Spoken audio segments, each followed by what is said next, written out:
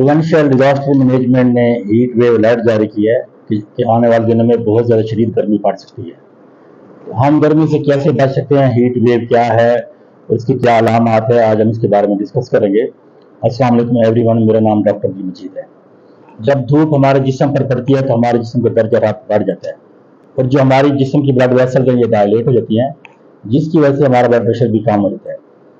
अगर धूप शदीद पड़ जाए और हीट वेव के अलामात बॉडी में हों तो इसमें सर में दर्द भी हो सकता है, सर में चक्कर भी आ सकते हैं, इंसान उलझन का भी शिकार हो सकता है, बहुत ज़्यादा पसीना भी आ सकता है और अगर पसीना मुसलसल ज़्यादा आता रहे तो ब्लड प्रेशर भी कम हो सकता है। और धूप के जो मजीद असरात हैं उसमें जिस्म पर जैसे जलने के निशानात हों, जो पाँव की पिंडलियाँ हैं ये दिल को ज़्यादा पंप करना पड़ता है तो पाँव की पिंडली पर सोजिश भी आ सकती है और अगर ये शदीद अटैक बढ़ जाए तो बॉडी का टेम्परेचर भी बढ़ सकता है। तो हम वो लोग जो कि डायबिटिक हैं या ब्लड प्रेशर के हैं या हाइपरटेंसिव की अद्वियात ले रहे हैं या कुछ डायबिटिक या पेशाब आवर अद्वियात ले रहे हैं तो उनमें भी हीट वेव के चांसेस ज़्यादा होते हैं।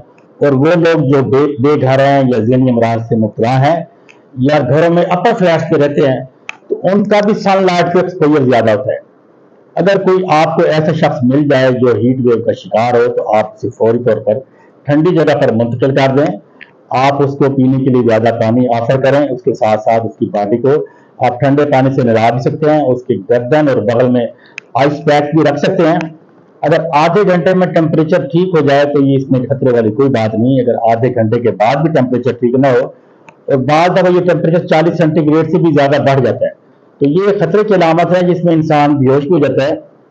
तो इसमें आपको चाहिए कि आप तिब्बी अमले को कॉल करें और जो नज़दीकी आपके घर के हॉस्पिटल है उस पर आप रिव्यू करें। तो हीट वेव से हम कैसे बच सकते हैं, दुनिया भर में इसकी अमवात हो रही हैं तो इसके लिए बड़ी सादा सी तदाबीर है, आम शख्स इन तदाबीर को इख्तियार करके बच सकता है। तो इससे बचने की जो हिफाजत तदाबीर है वो ये है कि हमें चाहिए कि जब हम बाहर निकले तो सादा रंगों वाले कपड़े, ढीले ढाले शर्ट्स पहने और अपने सर को कैप या कपड़े से कवर कर लें। हम सन गिलास भी इस्तेमाल कर सकते हैं।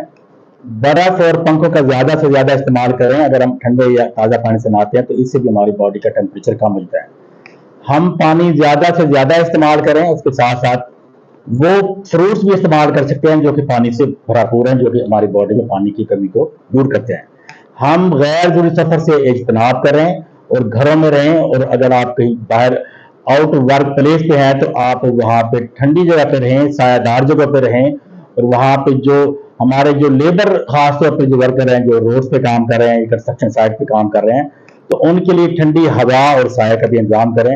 इन एहतियाती तदाबीर को इख्तियार करके हम अपने बॉडी को कूलिंग इफेक्ट दे सकते हैं और हम हीट वेव के इफेक्ट से भी महफूज रह सकते हैं। अपना ख्याल रखिएगा। आपका बहुत बहुत शुक्रिया।